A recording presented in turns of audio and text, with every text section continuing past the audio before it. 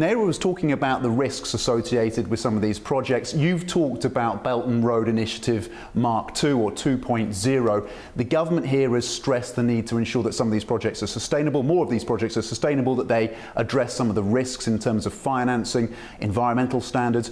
Are you seeing any of those commitments by Beijing implemented on the ground? So an important statement was made by President Xi at the Belt and Road Summit in April, where he said the next phase of the Belt and Road opportunity had to be open, green and clean.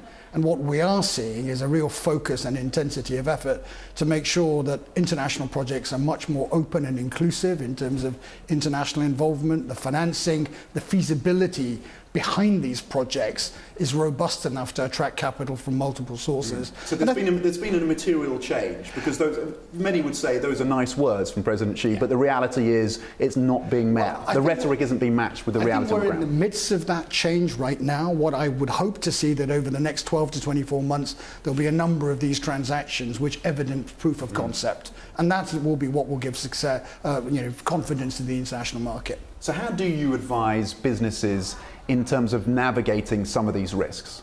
Well, I think the advice that we obviously provide connectivity to geographical opportunities in many parts of the world where the Belt and Road Initiative lands. I think the advice that we've got to give clients is how to navigate those complexities, whether they're political risk complexities, credit risk complexities, counterparty complexities, but above all, how to ensure that the execution risk of these projects are well tailored and well met. According to some of the data out there, Gavekal Economics is one example. The value of these projects fell in 2018 by about 13%. It fell about 7% in the year to August 2019. Is that a reflection of the lack of funding, or a pushback, a reluctance by some of these host countries to take some of these Belt and Road projects on board? It's difficult to give you specific reasoning behind that. I think some of this actually relates to the fact that event-based activity, so large cross-border M&A, didn't repeat year on year. So some of the volume drop may be related to that. Other aspects of decline might be simply that projects are taking longer to negotiate as countries are becoming more concerned around fiscal comments and around ensuring that whatever they do commit to in terms of long-term expenditure is soundly structured and met.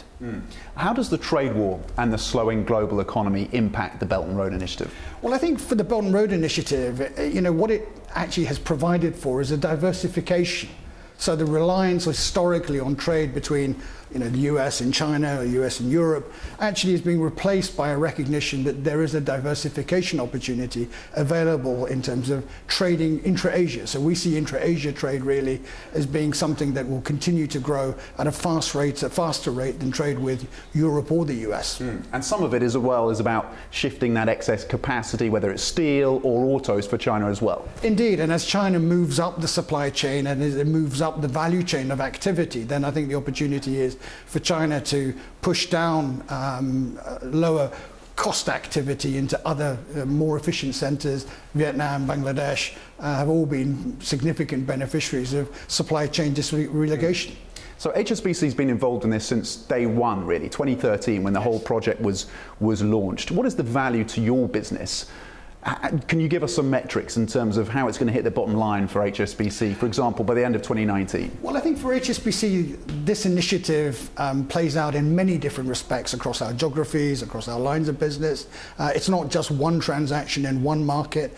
We have a very large catchment opportunity. So across our businesses, we think that the volume of overall business that we've originated through the Belt and Road is in excess of about $100 billion of transaction value.